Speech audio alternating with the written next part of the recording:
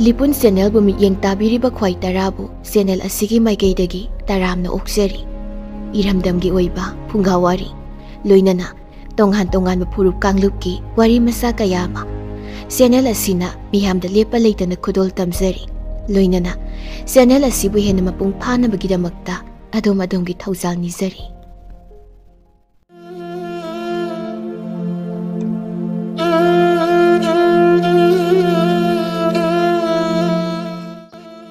ꯃꯌꯥꯝꯒꯤꯗꯃꯛꯇ ꯌꯥꯝꯅ ꯅꯨꯡꯉꯥꯏꯔꯕ ꯋꯥꯔꯤ ꯑꯃ ꯄꯨꯗꯨꯅ ꯂꯥꯛꯆꯔꯤ. ꯋꯥꯔꯤ ꯑꯁꯤꯒꯤ ꯃꯃꯤꯡꯗꯤ ꯇꯥꯏꯕꯪ ꯃꯤꯑꯣꯏꯕꯒꯤ ꯊꯋꯥꯏꯃꯤ ꯀꯧꯁꯤꯟꯈꯤꯕ. ꯋꯥꯔꯤ ꯑꯁꯤ ꯄꯥꯊꯣꯛꯆꯔꯛꯄ ꯃꯇꯝꯗ ꯁꯣꯏꯈꯤ ꯂꯥꯟꯈꯤꯕ ꯋꯥꯍꯩ ꯋꯥꯇꯥ ꯌꯥꯎꯈ꯭ꯔꯕꯁꯨ ꯇꯥꯕꯤꯔꯤꯕ ꯄꯨꯝꯅꯃꯛꯅ ꯉꯥꯛꯄꯤꯒꯅꯤ. ꯃꯌꯥꯝ ꯄꯨꯟꯅ ꯇꯥꯃꯤꯟꯅꯔꯁꯤ ꯋꯥꯔꯤ ꯇꯥꯏꯕꯪ ꯃꯤꯑꯣꯏꯕꯒꯤ ꯊꯋꯥꯏꯃꯤ ꯀꯧꯁꯤꯟꯈꯤꯕ. ꯊꯥꯏꯅ ꯃꯃꯥꯡꯉꯩꯗ ꯑꯩꯈꯣꯏꯒꯤ ꯂꯩꯕꯥꯛ ꯑꯁꯤꯗ ꯃꯉꯥꯡꯒꯤ ꯂꯝ, ꯂꯨꯋꯥꯡꯒꯤ ꯂꯝ, ꯈꯨꯃꯟꯒꯤ ꯂꯝ ꯍꯥꯏꯗꯨꯅ ꯁꯔꯨꯛ ꯇꯔꯦꯠ ꯊꯣꯛꯅ ꯈꯥꯏꯗꯣꯛꯇꯨꯅ ꯂꯩꯕꯥꯛ ꯑꯃꯃꯝꯒꯤ ꯅꯤꯡꯊꯧ ꯑꯃꯃꯝ ꯄꯥꯟꯅꯗꯨꯅ ꯂꯩꯔꯤꯉꯩꯗ ꯑꯩꯈꯣꯏ ꯇꯥꯏꯕꯪ ꯃꯤꯑꯣꯏꯕꯅ ꯑꯩꯈꯣꯏꯒꯤ ꯂꯩꯕꯥꯛ ꯑꯁꯤꯒꯤ ꯈꯥ ꯊꯪꯕ ꯃꯥꯏꯀꯩꯗ ꯑꯁꯤꯕ ꯃꯤꯒꯤ ꯊꯋꯥꯏꯅ ꯆꯠꯅꯅꯕ ꯂꯝꯗꯝꯅꯤ ꯍꯥꯏꯅ ꯈꯟꯅꯕ ꯈꯝꯅꯨꯡ ꯁꯋꯥ ꯍꯥꯏꯅ ꯀꯧꯕ ꯃꯐꯝ ꯑꯃ ꯂꯩ ꯍꯥꯏꯅ ꯂꯧꯅꯩ. ꯈꯝꯅꯨꯡ ꯁꯋꯥ ꯍꯥꯏꯔꯤꯕ ꯃꯐꯝ ꯑꯁꯤꯒꯤ ꯅꯤꯡꯊꯧꯗꯤ ꯑꯁꯤꯕ ꯊꯋꯥꯏ ꯀꯌꯥꯒꯤ ꯃꯄꯨ ꯈꯝꯅꯨꯡ ꯊꯣꯡꯉꯥꯔꯦꯜꯅ ꯑꯣꯏꯔꯝꯃꯤ. ꯈꯝꯅꯨꯡ ꯊꯣꯡꯉꯥꯔꯦꯜ ꯍꯥꯏꯔꯤꯕ ꯂꯥꯏ ꯑꯁꯤ ꯃꯁꯛ ꯃꯇꯧ ꯐꯖꯈ꯭ꯔꯕꯤ ꯂꯩꯅꯥꯎ ꯇꯥꯕꯤ ꯀꯧꯕꯤ ꯇꯥꯂꯣꯏ ꯑꯇꯣꯝꯕꯤ ꯑꯃ ꯂꯩꯔꯝꯃꯤ. ꯅꯣꯡꯃꯗꯤ ꯈꯝꯅꯨꯡ ꯊꯣꯡꯉꯥꯔꯦꯜꯅ ꯃꯍꯥꯛꯀꯤ ꯃꯅꯥꯎ ꯄꯣꯏꯔꯩꯇꯣꯟ ꯍꯥꯏꯅ ꯀꯧꯕ ꯑꯃꯒꯤ ꯃꯐꯝꯗ ꯋꯥꯐꯝ ꯈꯔ ꯍꯥꯏꯔꯛꯂꯝꯃꯤ. ꯄꯣꯏꯔꯩꯇꯣꯟ, ꯅꯍꯥꯛꯅ ꯂꯩꯅꯥꯎ ꯇꯥꯕꯤꯕꯨ ꯅꯍꯥꯛꯀꯤ ꯂꯣꯏꯅꯕꯤ ꯑꯣꯏꯔꯦ ꯍꯥꯏꯔꯒ ꯏꯌꯥꯝꯕꯒꯤ ꯂꯝꯗꯝ ꯑꯁꯤꯗꯒꯤ ꯍꯤꯡꯅ ꯆꯥꯒꯗꯕ ꯃꯔꯝ ꯀꯌా ꯑꯗꯨꯒ ꯃꯨꯟꯅ ꯆꯥꯒꯗꯕ ꯃꯔꯝ ꯀꯌꯥ, ꯍꯩꯄꯥꯟ ꯂꯩꯄꯥꯟ, ꯁꯥ ꯁꯟ, ꯈꯥꯝꯕꯤ ꯃꯩꯅꯆꯤꯡꯕ ꯅꯍꯥꯛꯅ ꯄꯨꯅꯤꯡꯕ ꯀꯌꯥ ꯄꯨꯔꯒ ꯃꯥꯂꯦꯝ ꯇꯥꯏꯕꯪ ꯑꯁꯤꯗ ꯈꯨꯟꯊꯣꯛꯇꯨꯅ ꯃꯥꯂꯦꯝ ꯇꯥꯏꯕꯪꯄꯥꯟ ꯑꯁꯤꯗ ꯇꯥꯏꯕꯪ ꯀꯨꯝꯍꯩ ꯌꯥꯎꯔꯤꯕ ꯅꯃꯨ ꯇꯥꯏꯕꯪ ꯃꯤꯑꯣꯏꯕꯁꯤꯡꯗ ꯌꯨꯝꯁꯥ ꯀꯩꯁꯥꯕ, ꯌꯨꯝꯂꯤꯡ ꯈꯨꯂꯤꯡꯕ ꯇꯝꯕꯤꯔꯨꯆꯣ. ꯑꯩꯍꯥꯛꯅ ꯂꯩꯅꯥꯎ ꯇꯥꯕꯤꯕꯨ ꯑꯩꯒꯤ ꯅꯨꯄꯤꯅꯤ ꯍꯥꯏꯅ ꯑꯃꯨꯛ ꯍꯟꯅ ꯈꯟꯈ꯭ꯔꯔꯣꯏ. ꯑꯁꯤ ꯍꯥꯏꯅ ꯃꯅꯥꯎ ꯄꯣꯏꯔꯩꯇꯣꯟꯗ ꯍꯥꯏꯔꯝꯃꯤ. ꯃꯁꯥꯕꯤ ꯈꯝꯅꯨꯡ ꯊꯣꯡꯉꯥꯔꯦꯜꯒꯤ ꯌꯥꯊꯪ ꯃꯇꯨꯡ ꯏꯟꯗꯨꯅ ꯄꯣꯏꯔꯩꯇꯣꯟ ꯂꯩꯅꯥꯎ ꯇꯥꯕꯤꯒ ꯂꯣꯏꯅꯗꯨꯅ ꯃꯈꯣꯏ ꯑꯅꯤꯒꯤ ꯂꯣꯏꯌꯤꯟ ꯈꯝꯌꯤꯟ ꯃꯅꯥꯏ ꯃꯁꯤꯜ ꯀꯌꯥ ꯑꯃꯒ ꯂꯣꯏꯅꯅ ꯇꯥꯏꯕꯪ ꯄꯥꯟꯕꯗ ꯈꯨꯟꯊꯣꯛꯂꯛꯈꯤ. ꯃꯈꯣꯏꯅ ꯈꯨꯟ ꯊꯣꯔꯛꯄ ꯃꯇꯝꯗ ꯈꯝꯅꯨꯡ ꯊꯣꯡꯉꯥꯔꯦꯜꯅ ꯃꯅꯥꯎꯒꯤ ꯃꯐꯝꯗ ꯃꯆꯤ ꯌꯦꯠꯂꯣꯝꯗ ꯁꯅꯥꯅ ꯂꯣꯡꯈꯨꯝ ꯀꯨꯞꯄ, ꯃꯆꯤ ꯑꯣꯏꯔꯣꯝꯗ ꯂꯨꯄꯥꯅ ꯂꯣꯡꯍꯨꯞ ꯎꯞꯄ, ꯃꯈꯣꯡ ꯃꯔꯤꯃꯛ ꯇꯥꯡꯕ, ꯃꯔꯥꯏꯕꯛ ꯊꯝꯕꯥꯜ ꯁꯥꯠꯄ, ꯇꯥꯏꯕꯪ ꯃꯤꯔꯣꯜ ꯈꯪꯕ ꯉꯝꯕ ꯀꯥꯎꯕ ꯀꯥꯎꯔꯦꯜ ꯁꯟ ꯌꯥꯏꯑꯣꯏꯕ ꯑꯃ ꯄꯤꯅꯕꯤꯔꯝꯃꯤ. ꯑꯗꯨꯒ ꯑꯁꯨꯝꯅ ꯍꯥꯏꯔꯛꯂꯝꯃꯤ. ꯁꯦ ꯅꯈꯣꯏꯅ ꯇꯥꯏꯕꯪ ꯄꯥꯟꯕꯗ ꯈꯨꯟꯊꯣꯛꯈꯤꯕ ꯃꯇꯝꯗ ꯑꯩꯅ ꯂꯨꯅ ꯊꯝꯖꯔꯤꯕ ꯀꯥꯎꯔꯦꯟ ꯁꯟ ꯌꯥꯏꯑꯣꯏꯕ ꯑꯁꯤ ꯄꯨꯈꯣ. ꯁꯟ ꯑꯁꯤ ꯅꯈꯣꯏꯅ ꯂꯨꯅ ꯆꯥꯅ ꯌꯣꯛꯎ. ꯅꯈꯣꯏꯅ ꯁꯟ ꯑꯁꯤꯕꯨ ꯂꯨꯅ ꯆꯥꯅ ꯇꯧꯔꯤꯕ ꯃꯈꯩꯗꯤ ꯅꯈꯣꯏꯒꯤ ꯅꯐꯝꯗ ꯑꯋꯥ ꯑꯅꯥ ꯀꯔꯤꯁꯨ ꯇꯥꯕ ꯂꯩꯔꯣꯏ. ꯈꯝꯅꯨꯡ ꯊꯣꯡꯉꯥꯔꯦꯜꯒꯤ ꯌꯥꯊꯪ ꯃꯇꯨꯡ ꯏꯟꯅ ꯄꯣꯏꯔꯩꯇꯣꯟꯅ ꯃꯈꯣꯏꯗ ꯄꯤꯕꯤꯕ ꯁꯟ ꯌꯥꯏꯑꯣꯏꯕ ꯑꯗꯨ ꯈꯝꯅꯨꯡ ꯂꯩꯕꯥꯛꯇꯒꯤ ꯇꯥꯏꯕꯪ ꯄꯥꯟꯕꯗ ꯈꯨꯟꯊꯣꯔꯛꯄ ꯃꯇꯝꯗ ꯄꯨꯔꯛꯈꯤ. ꯃꯈꯣꯏꯅ ꯑꯁꯨꯝ ꯆꯤꯡ ꯄꯥꯠ ꯇꯨꯔꯦꯜ ꯂꯝꯍꯥꯡ ꯂꯝꯖꯥꯎ ꯀꯌꯥ ꯂꯥꯟꯅ ꯂꯥꯛꯄꯅ ꯃꯃꯩꯊꯪꯗ ꯑꯩꯈꯣꯏꯒꯤ ꯂꯩꯕꯥꯛ ꯑꯁꯤꯒꯤ ꯂꯝꯗꯦꯡ ꯍꯥꯏꯅ ꯀꯧꯔꯤꯕ ꯃꯐꯝ ꯑꯁꯤꯗ ꯌꯧꯔꯛꯂꯦ. ꯃꯈꯣꯏꯅ ꯂꯝꯗꯦꯡ ꯍꯥꯏꯕ ꯃꯐꯝ ꯑꯁꯤꯗ ꯌꯨꯝ ꯀꯩ ꯁꯥꯗꯨꯅ ꯈꯨꯟꯗꯥꯔꯦ. ꯃꯈꯣꯏꯅ ꯄꯨꯔꯛꯄ ꯁꯟ ꯌꯥꯏꯑꯣꯏꯕ ꯑꯗꯨꯒꯤꯁꯨ ꯌꯥꯝꯅ ꯐꯖꯔꯕ ꯁꯪꯒꯣꯟ ꯑꯃ ꯁꯥꯔꯒ ꯀꯥꯎꯔꯦꯟ ꯁꯟ ꯌꯥꯏꯑꯣꯏꯕ ꯑꯗꯨꯕꯨ ꯅꯨꯡꯁꯤꯅ ꯌꯣꯛꯂꯝꯃꯤ. ꯃꯇꯝ ꯈꯔ ꯂꯩꯔꯕ ꯃꯇꯨꯡꯗ ꯄꯣꯏꯔꯩꯇꯣꯟ ꯑꯃꯗꯤ ꯂꯩꯅꯥꯎ ꯇꯥꯕꯤꯒꯤ ꯃꯆꯥꯅꯨꯄꯥ ꯑꯃ ꯐꯪꯖꯔꯝꯃꯤ. ꯃꯆꯥꯅꯨꯄꯥ ꯑꯁꯤ ꯐꯪꯖꯕ ꯃꯇꯝꯗ ꯃꯈꯣꯏ ꯌꯥꯝꯅ ꯍꯔꯥꯎꯖꯔꯝꯃꯤ. ꯃꯆꯥꯅꯨꯄꯥ ꯑꯁꯤꯅ ꯃꯈꯣꯏꯅ ꯌꯥꯝꯅ ꯂꯨꯅ ꯆꯥꯅ ꯌꯣꯛꯄ ꯍꯣꯠꯅꯔꯤꯉꯩꯗ ꯃꯈꯣꯏꯅ ꯂꯨꯅ ꯆꯥꯅ ꯌꯣꯛꯂꯛꯄ ꯀꯥꯎꯔꯦꯟ ꯁꯟ ꯌꯥꯏꯑꯣꯏꯕ ꯑꯗꯨ ꯈꯔ ꯃꯤꯔꯥꯏꯕꯤꯔꯛꯂꯦ. ꯃꯍꯥꯛꯅ ꯆꯥꯅꯅꯕ ꯁꯖꯤꯛ ꯐꯥꯟꯗꯨꯅ ꯊꯥꯕꯤꯗ꯭ꯔꯦ. ꯃꯍꯥꯛꯅ ꯀꯨꯟꯒꯗꯕ ꯃꯐꯝꯗꯁꯨ ꯃꯊꯤ ꯃꯌꯨꯡ ꯁꯦꯡꯗꯣꯛꯄꯤꯔꯛꯇ꯭ꯔꯦ. ꯁꯟ ꯌꯥꯏꯑꯣꯏꯕ ꯑꯗꯨꯁꯨ ꯃꯍꯥꯛꯄꯨ Poireiton amadi lainau tabi anina mirai bire khanglakpadagidi mahak mabuk thanna chaduna maning tamna leirunaba nongma mahaki makon adu thadoklaga nongpok pangna asum chatlaga nongpok laihog chingi amambi lok haiba mafam aduda sajik hanok chaduna maning tamna laikhre san asina nomaijing chingi amamba lok tana lakpa matamda san asina thong amakhak landuna chatkhi san asina landuna chatkhi haibagi-damakta thong adugi mamingbu salan thong haina kaunakhi san asina mayum thadoktuna chatkibadagi Poireiton amadi lainau tabi ani asi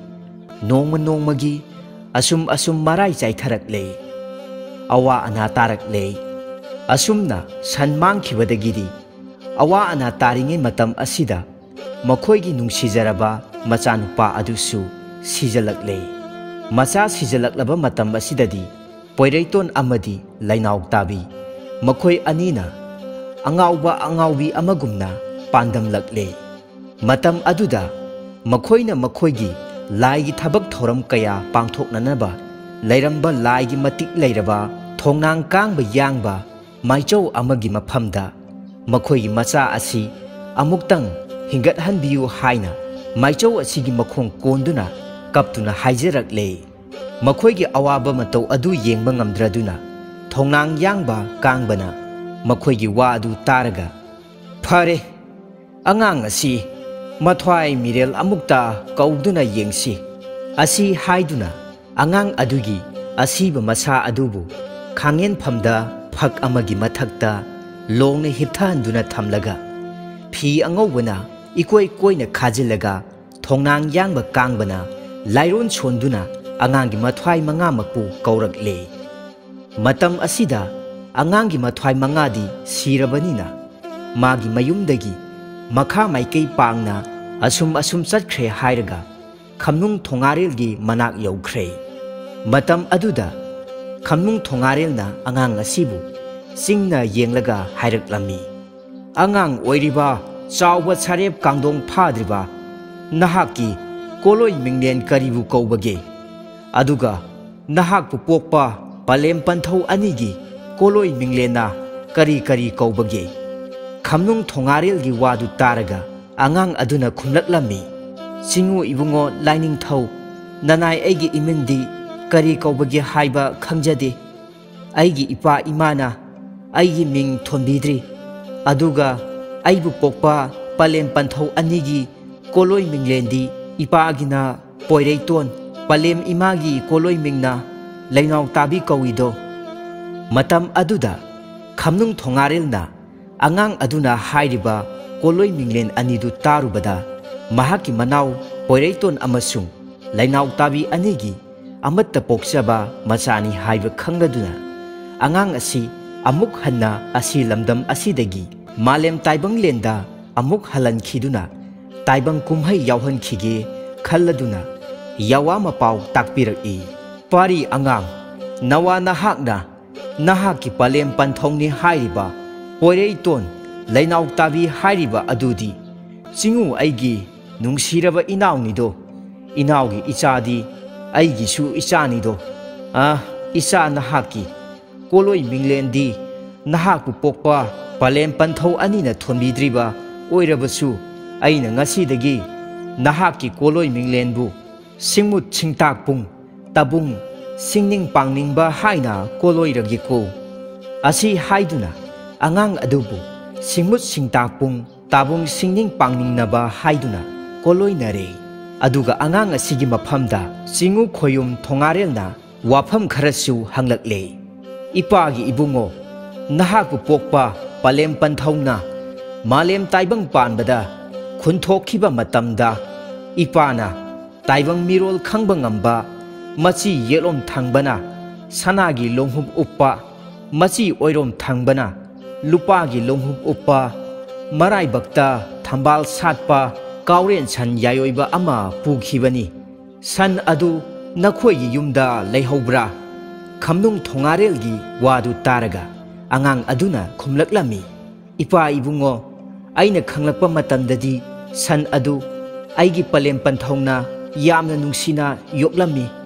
अदुबु आइना पुंगक चाउरप्पा मतमददी पलेम पंथौ अनिदो आइगी होनरिङैदा काउरेन सनबु येंसिनबा खरा वाटखि खरा मिराइबिखि मरम असिदगी नोंमा इखंग खंगौदना सन अदुना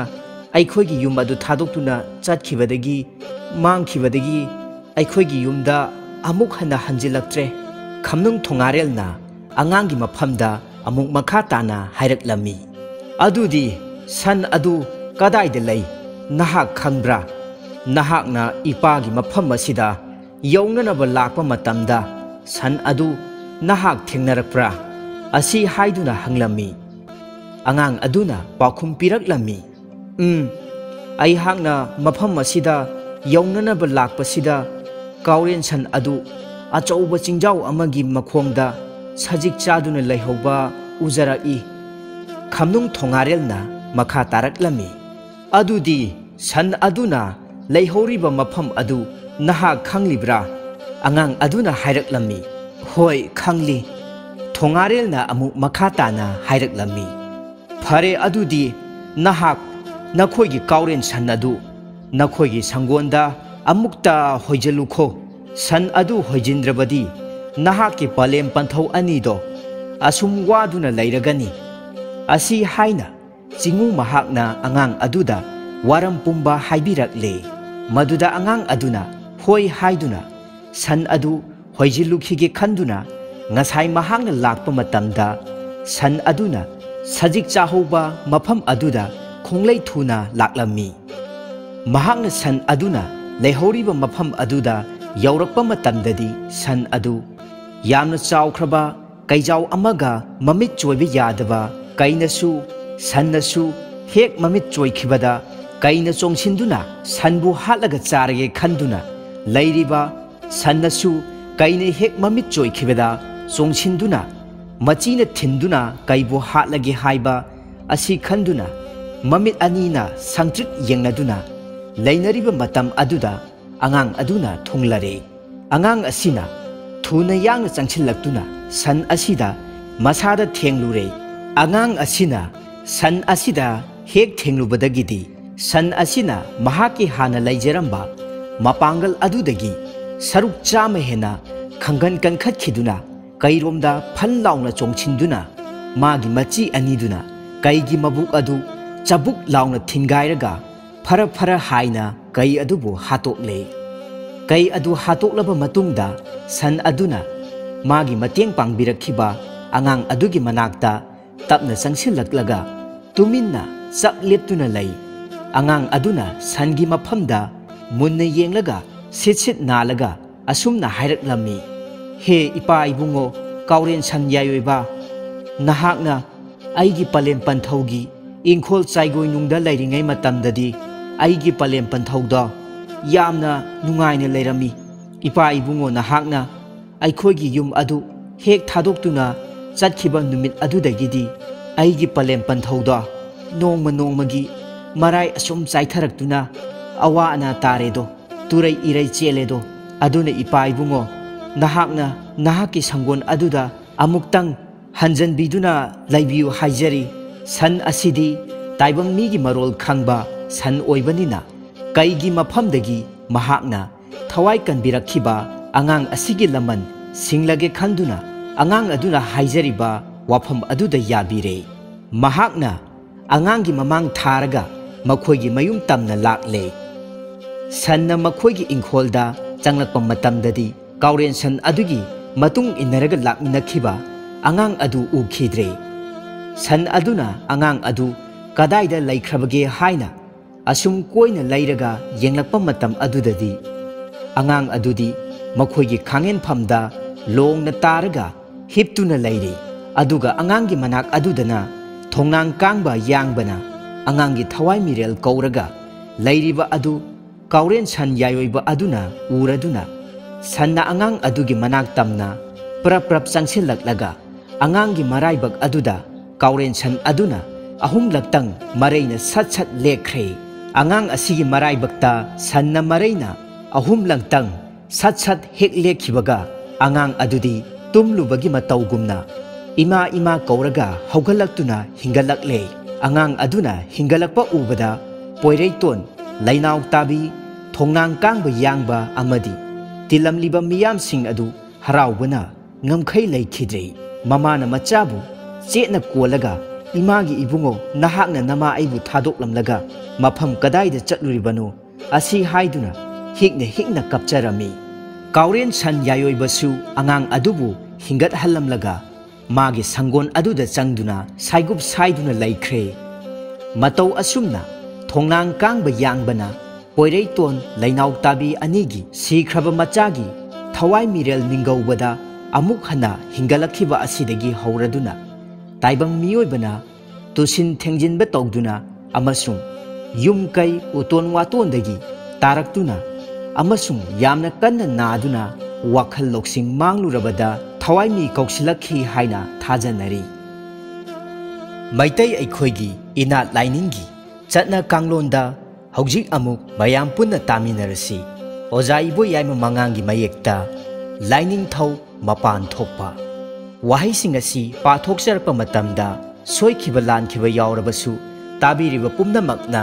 amadi akhang ahai oja singna ngakpigani mayamda khudol tamjari laining thau mapan thokpa nung pubana laining thau pan pubana